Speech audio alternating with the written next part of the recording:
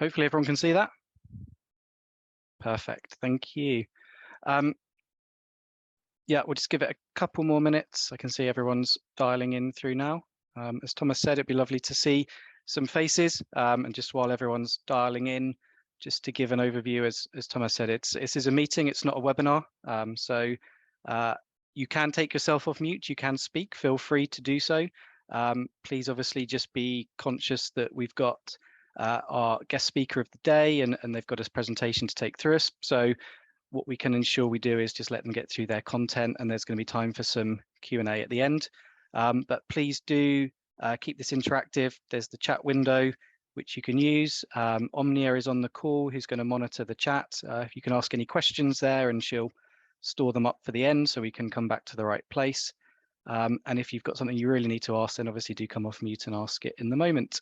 The event is being recorded and it will be published. So just bear that in mind, please. I think it's now a couple of minutes past 3, because I'm sharing my screen. I can't actually see how many people are with us, but I'll assume that it's probably the right time to get started. So with that, welcome everybody, and thank you for joining us today. This is the launch of the Travel and Hospitality Chapter. Some of you may be aware we kind of announced the chapter on World Sustainable Procurement Day last year, and it's taken a bit of time, but this is now our formal launch, ready to get going. So we're really excited and glad to have everybody with us today. So this is a brief introduction to the Sustainable Procurement Pledge before we get started. You can always go to spp.earth and you will find plenty of content there, lots of information to share, the story of how we were founded, the vision we've had and we do have, and how you can get involved in the organization moving forwards. But we have a really clear vision. We believe that procurement has a fundamental role to play in driving sustainability. And our vision is that by harnessing that influence, we can play a really positive impact to ensure that supply chains across the world have embedded sustainable procurement by 2030. And with that, we've given ourselves a really challenging goal, which is to have 1 million wonderful ambassadors signed up and taking action by 2030, with 75% of them at least confirming that the SPP is helping them in their action. And we've really focused our strategy around closing the gaps. We've identified, what's stopping the community from taking the action we need.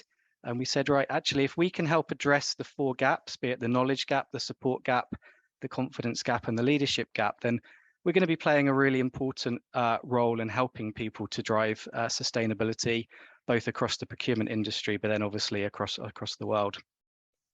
And with that, it'd be remiss of me not to quickly introduce you to our second World Sustainable Procurement Day that's coming up on the 21st of March this year. It's timed for the equinox in spring. It's a wonderful day of content. We've got plenty more to share with you about what we'll be covering on that day. And you'll see that content and that information coming out soon. But for now, all we can ask is that you hold the day in your calendar so far as possible.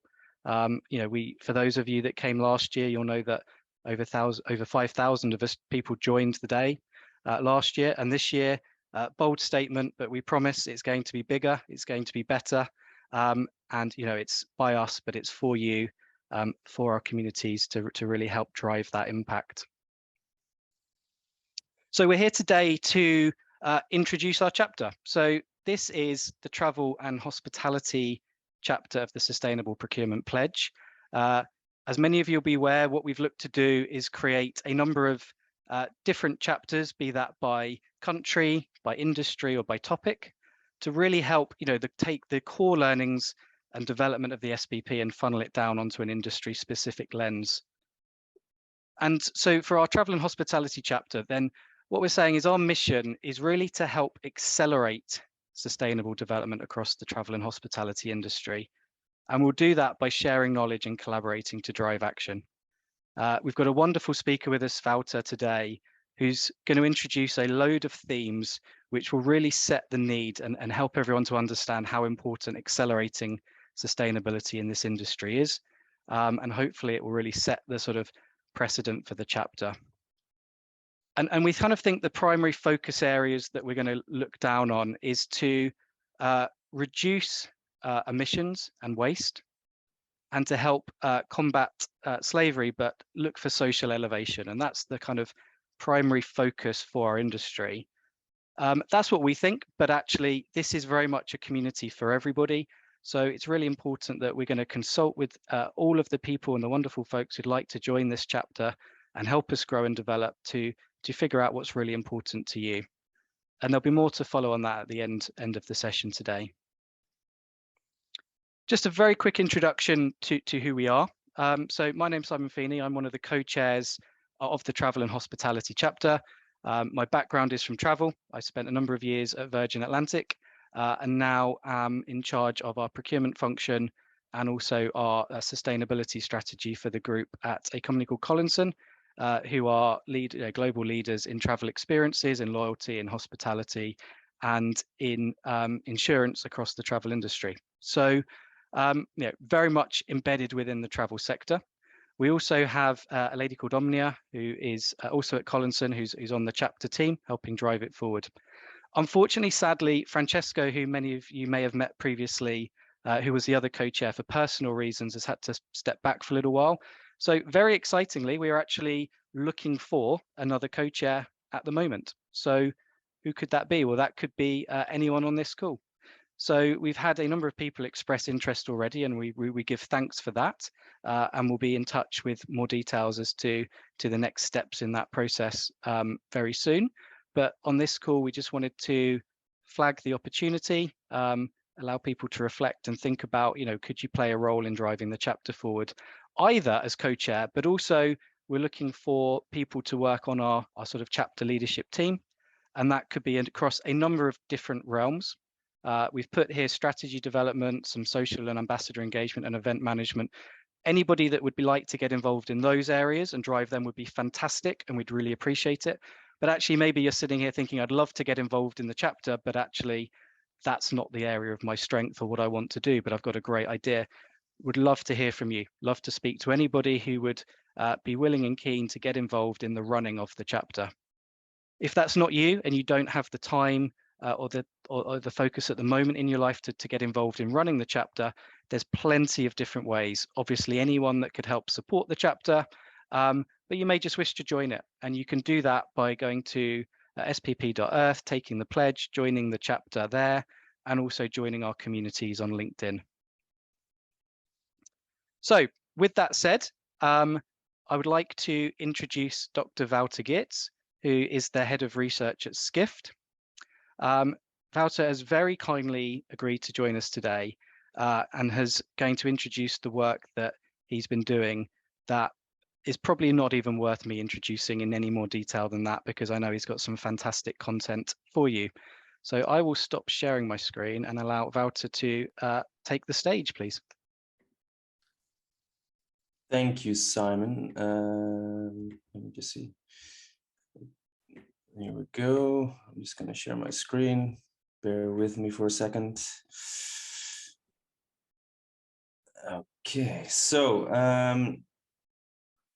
thanks, Simon, for that introduction. Appreciate being invited here today to speak to all of you. For those of you who don't know Skift, or the research team that I work for, we're a media company, predominantly media and research company in the travel industry. We write for the travel industry about the travel industry. We provide very in-depth data, analysis, reports on what's happening in the travel industry. And obviously sustainability is a growing area of expertise for us and a growing area of interest from the industry. So we have done some considerable research on sustainability in travel, and will continue to do so over the coming years. And so I'm very happy that that Simon and his team invited me to present to you today. I want to talk a little bit today about where we are as a travel industry. I don't know all of your backgrounds, of course. We are very specialized in the travel industry, and the travel industry has its quirks, has its interesting challenges, but also opportunities that it's dealing with, and sustainability really plays a role there. So I wanted to highlight some of the main opportunities and challenges around sustainability and sustainable travel to you today. Obviously very happy to answer any questions at the end, or to talk further via email or LinkedIn or wherever it is. I wanted to start today with a bit of a statement, and apologies, I have a bit of a cold. I don't think it's COVID, but if I cough once in a while, please bear with me. So I wanted to start with the statement, which is that the travel industry has never been more relevant than it is today. And obviously that's a big statement to make, but I'm pretty confident in it, because it sort of took a complete standstill of travel for the world to see how important travel really is for our economies, for our workforce, for how we work, for how we live, how we socialize, for our personal fulfillment. I think everyone, especially over the last year or so, with this amazing pent-up demand that has come back, has realized how important the travel industry is. And if you work in the travel industry, you will know how crazy the last couple of years have been. I mean, from in the last year alone, we went from a complete standstill of travel to queues outside airports. This is Amsterdam Airport, my sort of home or local airport, Schiphol. There were queues of 4 hours to get through security. There was no staff. There's all of a sudden massive demand for flights that where there were no pilots for. It was a mess, and I'm sure most of you have experienced some of that in your own travels over the past year. But we went from almost a complete standstill to very strong recovery. And if we put that in sort of a time series graph, it looks like this. This is cross-border trips that we've seen, and you can see if you go back over the past decades, we've had 9/11, recessions, Zika, Ebola. We've had all sorts of issues that the travel industry has to deal with, and they barely made any glitch on sort of this continuous growth that the travel industry has seen.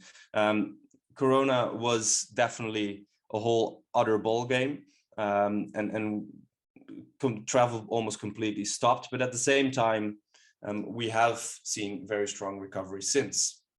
And at Skift Research, we actually on a monthly basis track how the industry is performing.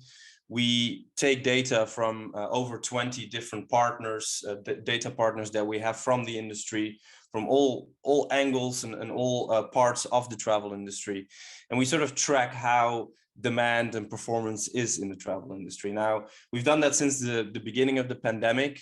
We compare everything to sort of 2019 levels to see how things are moving. And we work with players like Collinson, actually, where Simon works for as well. And then we're very thankful for those partners to provide their data and continue to provide that. And what we're seeing is that Europe, North America, Latin America, Middle East, Africa, all of those regions are pretty much totally recovered. As you can see from the black line on the screen here, those are 2022 data compared to 2019. So once you're at 100, it means that you're back to 2019 levels. Asia Pacific still lags a little bit, mainly because China wasn't reopened, but as you will all have seen by now, China has reopened now as well since the beginning of January. And so we're expecting to see a real boom of travel in Asia Pacific over the coming year as well. So things have actually recovered very quickly. It doesn't mean that we're back to where we were completely. And when you look at different areas, and business travel still lags a little bit behind leisure travel, which has picked up a lot of the slack. There's definitely still some residual weakness, but at the same time, things have come back really quickly. Now, what was being said at the depth of the pandemic was that maybe the complete standstill of travel is an opportunity for the industry to build back better, to think of how can we become a more sustainable industry. And I think what's becoming pretty clear now is that whatever that opportunity was, I don't think the industry was able to grab it, to grasp it.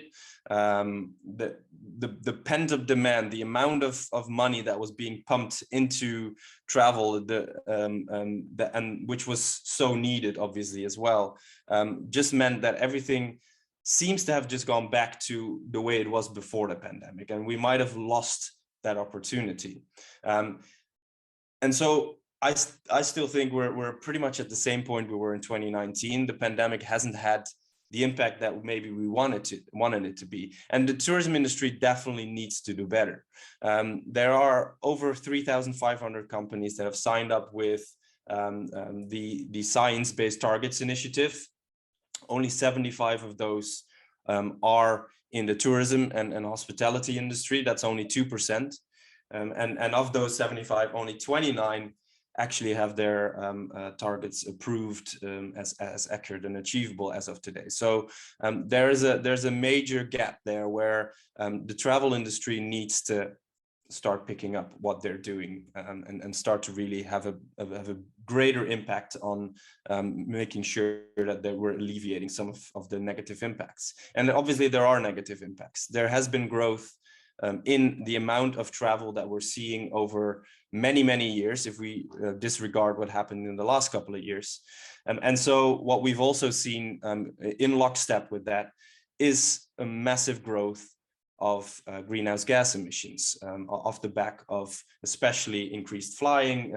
And obviously there are many other negative impacts that travel is having, not just greenhouse gas emissions, but this is such an easy way to quantify what the travel industry is doing.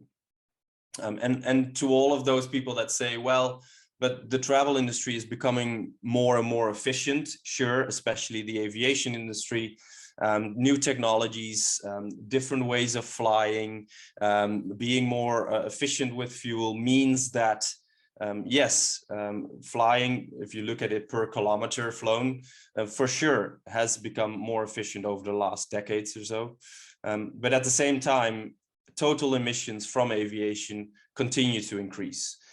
So there is definitely an issue there with more and more people traveling and more people becoming middle classes, being able to travel and travel further and more internationally means that demand won't stop. And therefore, the industry needs to find different ways and quicker ways to be able to alleviate some of these negative impacts.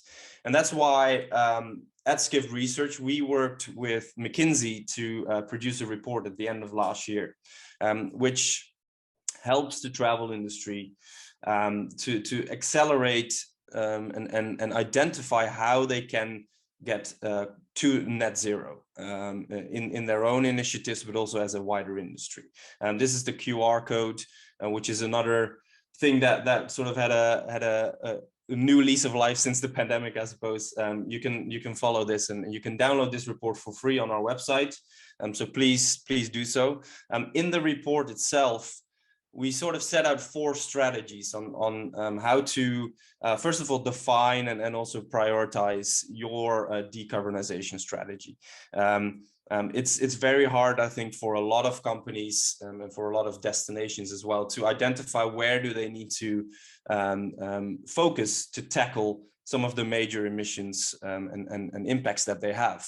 So we set out 4 different steps that they can go through. First of all, we help and set out ways of identifying the initiatives that they should be targeting. And we use a marginal abatement cost curve framework for that. It's all in the report. I'm not going to bore you with sort of the details on that, but it's an interesting way, and maybe you all know about it already.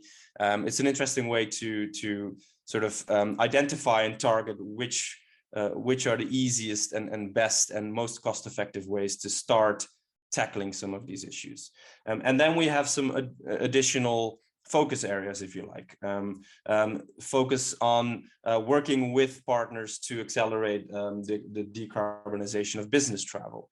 How to ensure that leisure travel also becomes more sustainable. And finally, identifying new opportunities, business opportunities to become more sustainable. Like I said, the report is there. I'm not going to talk you through all of these points. I just want to spend the second half of the time that I have with you to really identify some of the main challenges, but also opportunities that the industry is facing. As I said at the beginning, the travel industry has its quirks. There's some very particular behavior that's going on, which either helps, but often hampers sustainable development. And therefore, I would just want to set out some of these challenges. A lot of that is related to this report, but we've done additional research as well that I wanted to just share with you on this. So I wanted to start looking at leisure travel. And what are the main challenges and issues faced when it comes to greening leisure travel? Now, the good news is, I think that leisure travelers and travelers in general want to become more sustainable. Any survey that we do or that the industry does shows that people are more interested in sustainability every year we ask them. And actually the pandemic seems to have boosted that as well. And people want more sustainable options. That doesn't always mean that they know where to look, what information to trust, and how to action on all of that. But as a leading indicator of things to come, this is a very strong indication that we're seeing that sustainability is becoming more and more important for leisure travelers. As I said, it doesn't always mean that people act. And this is what you can call the say-do gap or the attitude-behavior gap. And it's well written and well acknowledged in the academic literature, for example, as well. And this is still something that the industry is struggling with. When you ask, and this is a study by Lufthansa and Hopper, which really sets that out clearly. When they asked people, do you want more sustainable travel options? 78% said yes. When they asked them, are you willing to pay extra for when you book a flight for offsetting your carbon for that flight? 73% said yes. But when Hopper, which is if you're not aware, is a popular booking app for especially millennials, when they actually provided a pop-up screen once someone booked a flight to say, do you want to offset your carbon? Only 1% of people did so. And this is where there's a major issue that the industry needs to tackle of how do we actually get people to behave the way they say they want to behave. Now, I think transparency is key here. In our own research, we found that there is still a lot of fear of greenwashing. A lot of people believe that travel companies are greenwashing or will only trust them if there are certifications. This is a whole other issue that the industry is obviously struggling with around. There are probably too many certifications. People aren't necessarily aware of which ones are good and which ones aren't. Every destination has its own certification, and with international travel and traveling cross-border, that makes it all a lot harder for international travelers to understand what certification in a destination is accurate and trustworthy. So there's a lot of issues around transparency that the industry still needs to tackle. But there are some ways that we feel the industry can do that. And maybe we need to become a little bit more assertive in this as well. So the report that I referenced before sets out 3 points, for example, and really focuses on providing options for less carbon intense travel services. So Uber is doing that with Uber Green. Hertz, the car rental company, is increasingly providing electrical vehicles as an option. Air France, through a big push from the French government, to be fair, and the bailout as a as an agreement with the bailout for that airline during COVID, now is not allowed to fly anymore on flights that are where there's a train alternative within France. So there are options and ways that companies can promote, if you like, less carbon intense travel, and as an industry, we probably need to start doing that. We need to contextualize and inform people better on their carbon footprint and emissions, and there needs to be a more standardized approach to that. There's no doubt about it, but as an industry and as a group of people coming together like you do here today, there are ways that we can standardize some of the things that we're doing, so that consumers understand what they're buying and what they're getting. And finally, we might need to prompt and nudge consumers more towards sustainable options. Consumers, like I said before, don't always act on their behavior, so the industry might have a responsibility to actually nudge them in that direction. This could be making offsetting the standard. This could be through providing more sustainable options on your website, and actually providing more loyalty points, for example, for those sustainable options. All of these will help the industry, but also will help leisure travelers to become more sustainable. And I think, just as a warning, if the travel industry doesn't do it, there are other players, obviously, that will jump in that gap, and it's already happening. Google, for example, provides emission data about flights, and when you go on Google Flights and you search for flights on Google, when travel players don't provide this data, and as this becomes more important when people are traveling their flights, obviously there are gaps that other players will jump into, and so it's also, from a bottom line point of view, very important for travel players to be ahead of this game. Now, secondly, I want to talk a little bit about business travel. Business travel was hit hard during the pandemic, and still is lagging behind leisure travel when it comes to recovery. Business travel probably has changed forever for good. Zoom meetings are the new normal, as we are partaking in one now. It's definitely having an impact on how much people travel. But on the other hand, with people working more remote, working from home, there is a growing need that we have identified and we see in the industry, where more people will be traveling for offsites, for teams coming together a few times a year. So business travel is changing, and how it's looking. There's more remote work, and therefore you can work from destinations. So the face of business travel is changing. The actual volumes might not actually change that much in the long run. But there's obviously sustainability might actually have an impact on how much business travel is taking part and what that looks like.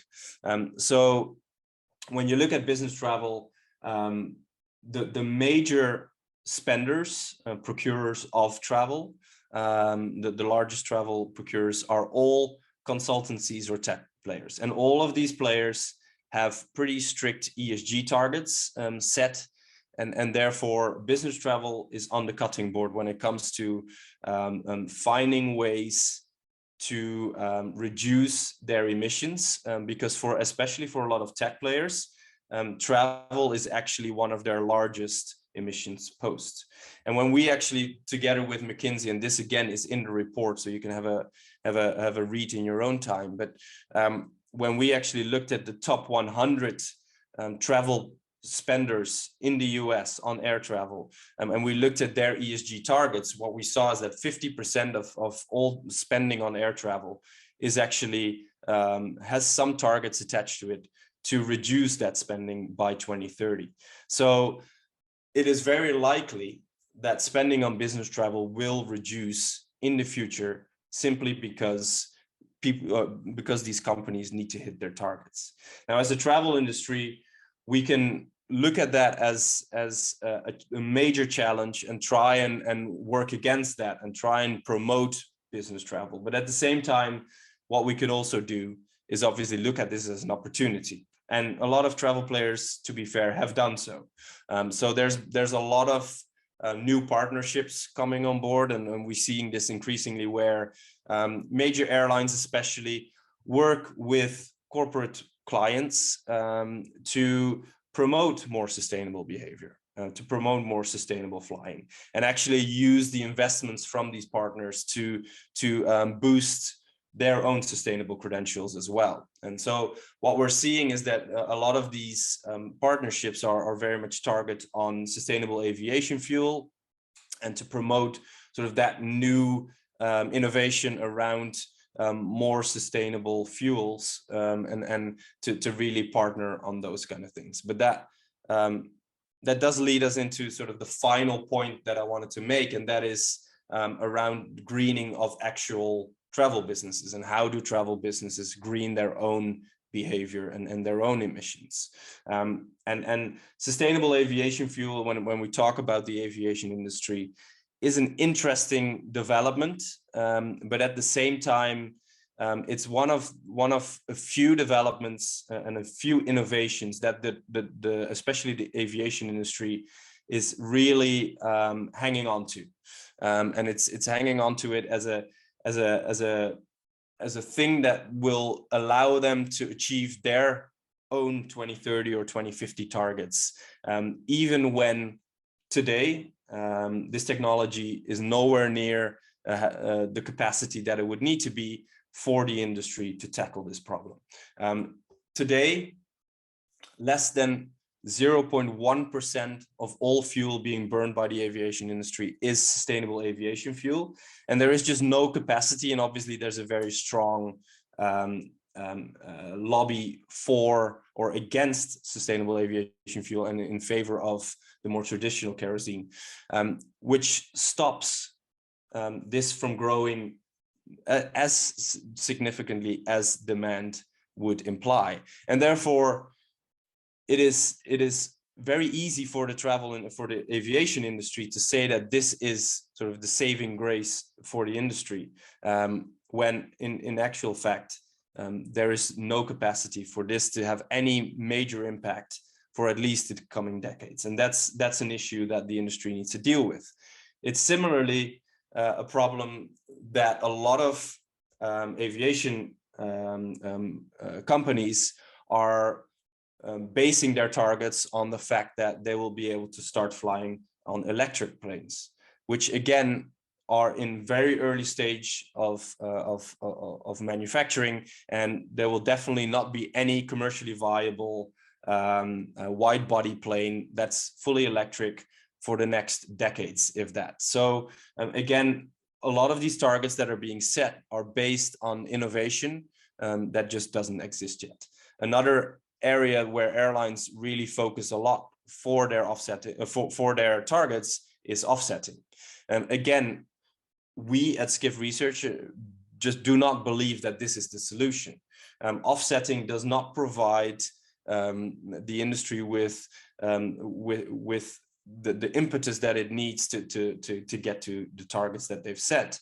As you can see from sort of historic data on how much of the total emissions that these airlines burn is actually being offset through voluntary carbon offsets by their customers, you can see it's minuscule. It's for most of them is less than 1%, and therefore again, this does not offer the opportunity and the solution that they're looking for. And there's obviously major issues around whether offsetting is the future anyway. I just read yesterday and today in The Guardian in the UK, some major issues being reported on offsetting in the first place and the ethicality of it, but also just as a way forward, having targets based on major offsets as a way of reaching those targets just does not provide the impetus that the industry needs.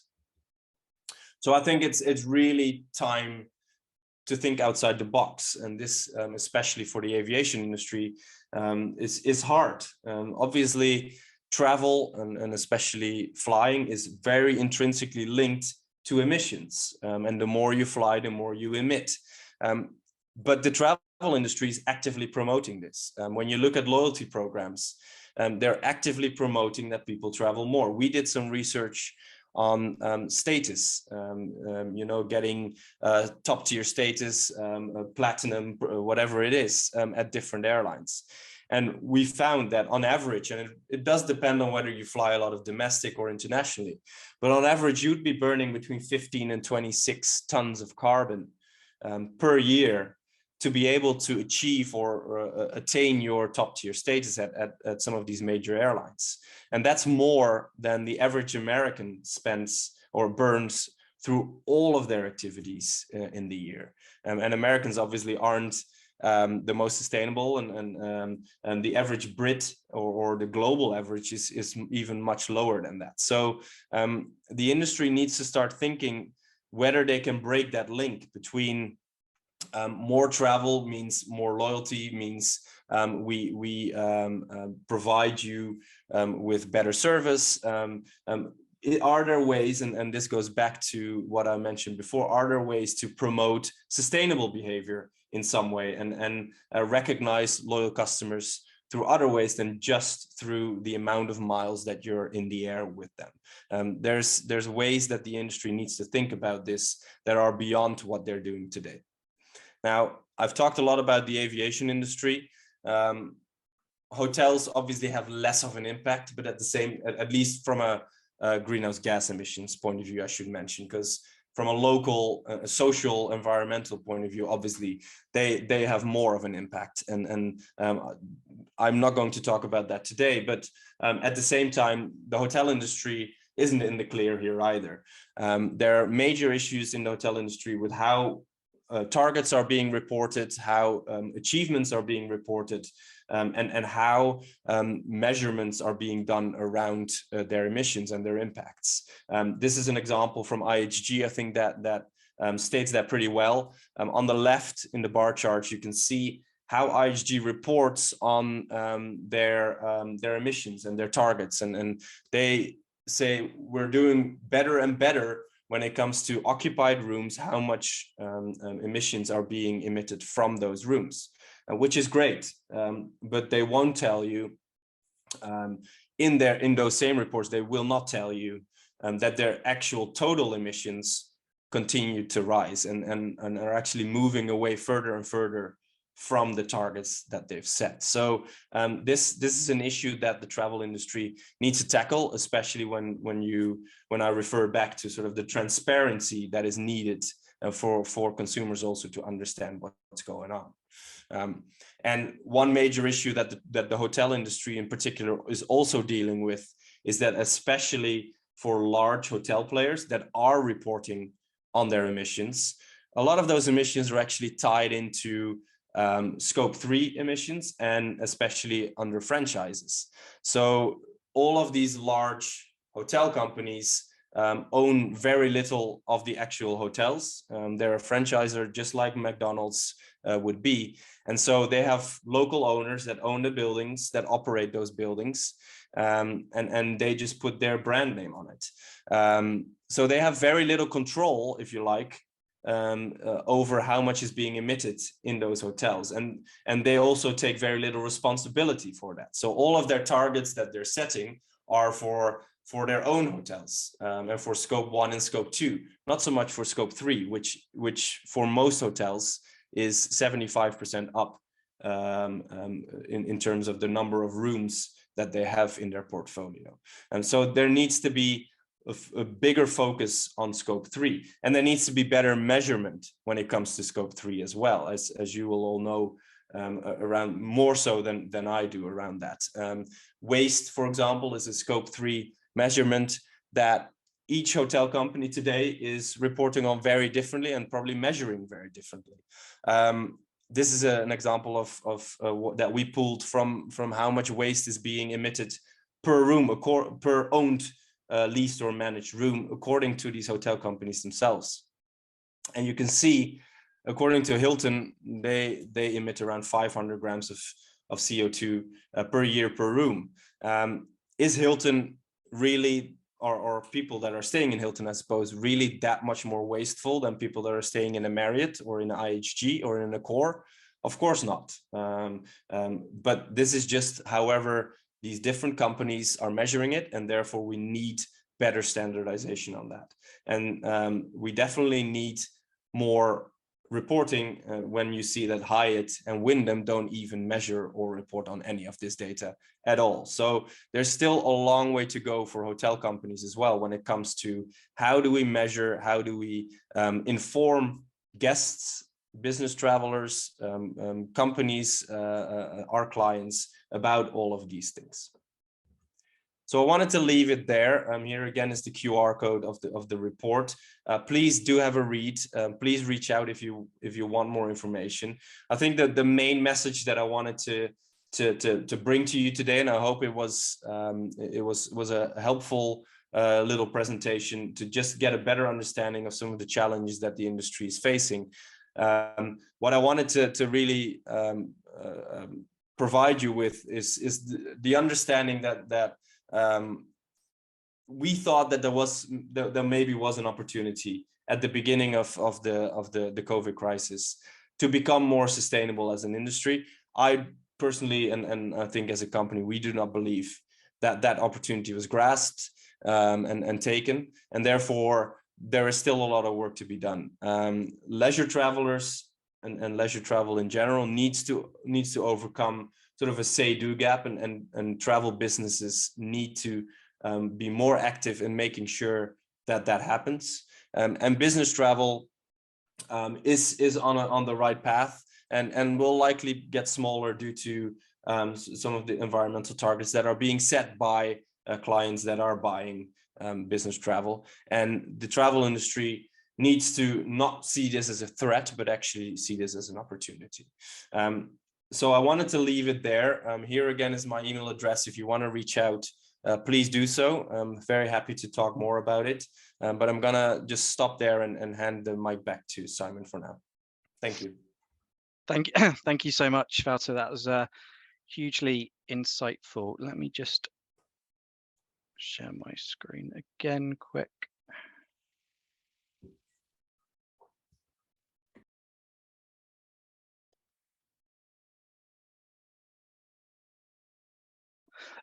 Yeah, so I think from my side, Wouter, I think you touched on a couple of really important things there that really reflects my view of why we want a travel and hospitality chapter at the SPP, and thinking about our strategy of closing the gaps. And yeah, I'm minded to think of two stories recently, where one is around that kind of leadership gap, and a conversation with somebody in the industry who said, look, we're not the airline, we're not burning the fuel, so therefore it's not our problem. So it's very easy for business leaders to put up the fact that clearly, the aerospace industry, the aircraft, the fuel burn is the biggest contributor to the biggest problems of the industry. And it's easy to put that up there and say, okay, well, therefore I don't need to do anything. I'm just a small little local hotel provider, or I'm just a peripheral player to the industry. And I think it's that makes it easy to drive the challenge to overcome that leadership gap, to really get that momentum and action. And what's really clear, and I think, Wouter, you've touched on it, is yes, that the aerospace side and the planes and the fuel needs to take a prominent role, but actually the whole industry needs to come together to think about how it interconnects and how everything flows together. And then actually the sum of the parts will be so much more impactful. So there's something really important about, through this chapter, how can we come together to drive action, no matter how big or small your role is within the travel and hospitality industry. Everybody can play a part. And I remember flying on a flight, I think, to a holiday destination on an aircraft that was marketed as next gen, much more sustainable, and it was actually quite largely PR'd on the flight. And we all got off the plane feeling really good about ourselves, went to the resort as part of the package holiday, and then for the next 2 weeks we could only drink water in a very hot country out of tiny 33 cl plastic bottles, where you watch most guests getting through maybe 20 a day to keep hydrated, and it was just heartbreaking. So every step of that industry really needs to come together. And the other one that really resonated with me was something I actually saw online. So on that note was some of a former colleague of mine at Virgin Atlantic had taken steps to bring a more sustainable in-flight product onto their aircraft, and was kind of expressing, it wasn't marketing, it was just an individual expressing their delight of the action that they had influenced and driven to put a more sustainable part of the in-flight experience around water on board. And while some of the comments were positive, many were negative, saying greenwashing, how can anyone in travel say anything about being sustainable when you're causing such disruption to the planet? And that really obviously drives a bit of a confidence gap, because my sense is that in the industry, more and more people have a desire to take action, are willing to do things, but either don't know how to do the partnerships, and certainly don't want to shout about it and put it out there for fear of being shut down. And actually, as a chapter, if we can come together and actually acknowledge that every little thing we can do, that we can control, if it's not the aircraft and the aviation fuel, obviously, hopefully there'll be people in the chapter that play a big role there, but all the other parts of the industry can come together to drive it. And let's get more confident, because if you work in travel and if you work in hospitality, we shouldn't apologize for it. We should be very proud of what we drive, which is a positive. We bring people together, we connect people, travel educates people, it enriches lives. And travel in itself is not a bad thing, it's a good thing, but it has to be done in a more sustainable way. And to keep the travel industry alive, it's important that we drive that forward. So from my side, that is the real focus of the chapter. I'm really hoping that this becomes a community that is engaging, and that we can pull together to share ideas and help that synergies, cross collaboration. So from that, I will say thank you again to Wouter for your presentation. We'll move on to some questions and some Q&A. So Omnia, I don't know if there are any questions in the poll, or we open it up to the floor straight away. There is one question in the chat that I thought was interesting. So that's a question for you, Wouter. To what extent is the industry self-aware of simply returning to their pre-pandemic business models, knowing the climate impact that it has? And I think you touched on that a little bit in your presentation, but it would be interesting to hear a little bit more about that. So explain to me again, what exactly is the question? So I think it's the question is mainly about is the aviation industry aware of the climate impact that it has, and will they be returning to the pre-pandemic business models, or are we going to see changes to that? Seeing how COVID-19 has impacted travel. I don't want to be too downbeat here, but the travel industry is back to where it was. There's whatever's being said, it's not happening, and in a way you obviously understand that as well, that it's been really tough for the industry, and liquidity is important for a lot of these companies, of course, and so that is not it's a potentially a lost opportunity, but at the same time I don't feel that is having a major impact, even though it was sort of marketed, if you like, as such. I think that the biggest impact is coming at this point from the business travel space, where there are increased and stricter targets and more science-based targets being set by a lot of the customers, if you like, of travel providers, and they're really pushing it, and so that is where at the moment we see a lot happening, and leisure travelers as well. But as I said, there are some issues there, and it's their own money, whereas with business travel, it's not their own money. So people tend to be a little bit more sustainable, if you like, when they're on business travel than when they're on leisure travel. But that again harps to well, something that I guess Simon, you didn't mention it, but it alludes to it in a way that sustainability doesn't always need to be more expensive, obviously. And so there are many things that hotels, airlines can do that actually will save them a lot of money and would save them a lot of costs. And so I think the industry is starting to see that, and those are probably the main drivers of what's happening today, beyond sort of the impact that COVID has had. Thank you. Thomas, I see you've got your hand up. For those not familiar, Thomas is one of the founders of SPP, so I'm sure he'll have a very good question for us. Not necessarily, but this was super exciting, and I have to say I really learned a lot. Chances are that, and I now have a whole list of things, but that I'm curious about, and some of them are probably super silly because I'm really not from the travel industry. Mm-hmm. But I guess what I would imagine is that also amongst the audience there's two questions I'm going to give. One is, there's probably a lot of procurement people, right, who sit here either within the travel industry or as consumers of travel industry services, business travel, etc.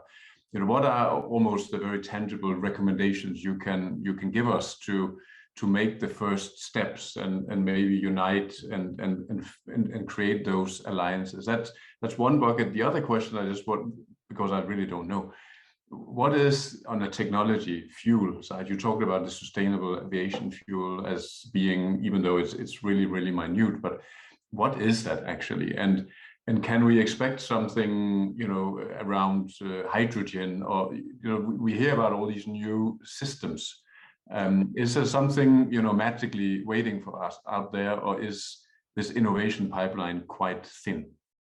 Yeah, so to answer your first question first, I think the fact that you're all here today is great, because I think you guys do need to share best practices amongst yourselves. The report that I talked about, and I didn't want to just go through the report, but please do read it, because it provides a lot of very tactical, hands-on advice on sort of, okay, how can we set our targets, and when you talk about business travel as a company, if you're procuring business travel, make sure that you have the right procurement criteria in place, and send those out to hotel companies or to booking platforms, to your travel management companies, and understand what you're buying, and put them on the spot. You are big business for them. You are making them, you're their livelihoods. So it is just as with anything else that you buy in the shop, obviously, you are entitled to ask questions, and I think you need to understand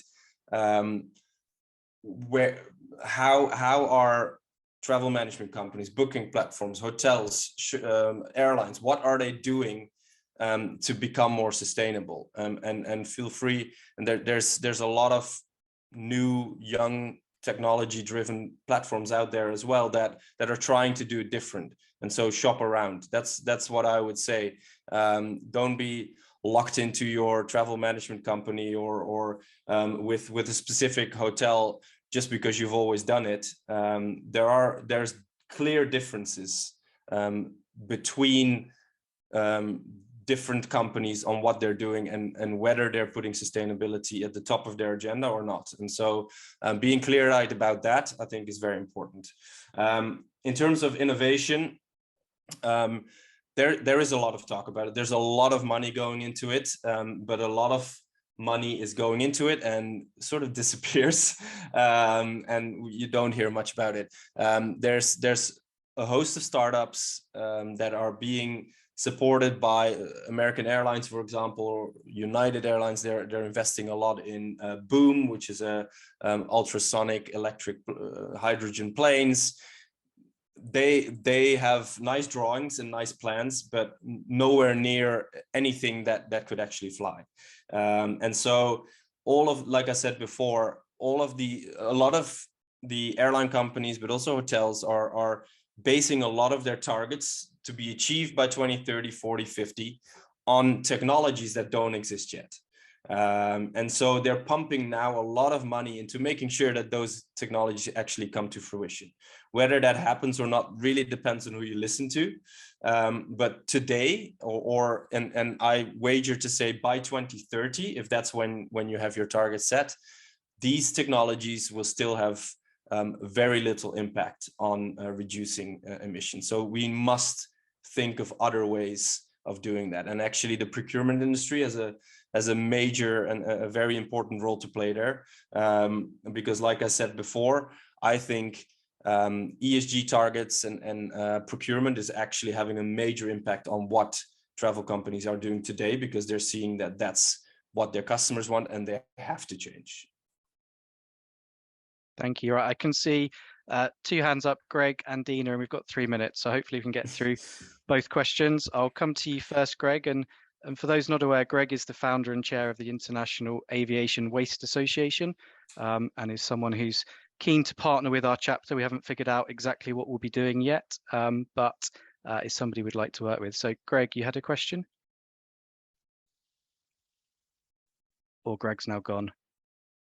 Greg did have a question. We'll come to Dina. Dina, nice to meet you. Thank you. Likewise. First of all, thank you for the presentation, Walter, and thank you, Simon, for leading this chapter. I think it's a great place.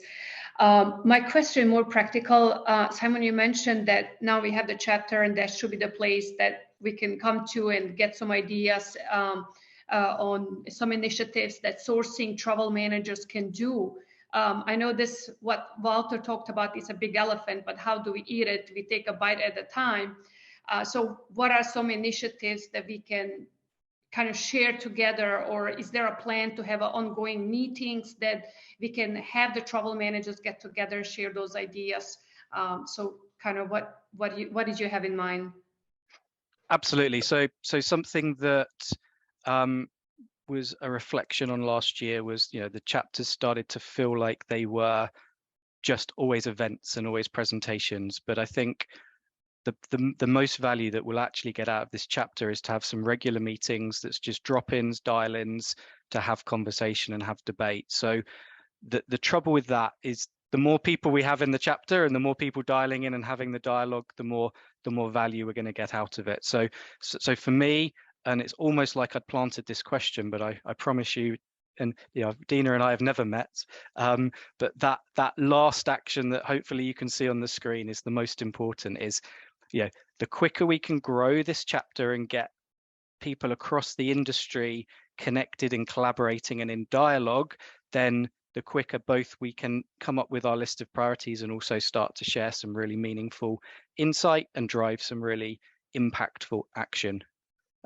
So not a direct answer for you today, Dina, but hopefully, we have a place and we have a destination to come together. Let's really now spread the word across that travel industry for all our procurement professionals and colleagues. And hopefully we'll reflect at the end of 2023 that the SPP Travel and Hospitality Chapter has both grown and also already started to make an impact. So with that, I can't see any other questions and we are out of time. So just again, if you could join me in thanking Wouter for his time today and sharing those fascinating insights. From my side, thank you very much for engaging in this launch of the chapter, and I hope to see and speak with many of you very, very soon. So have a good day, everyone. Thank you. Thank you all. Thank you. Thank you very much.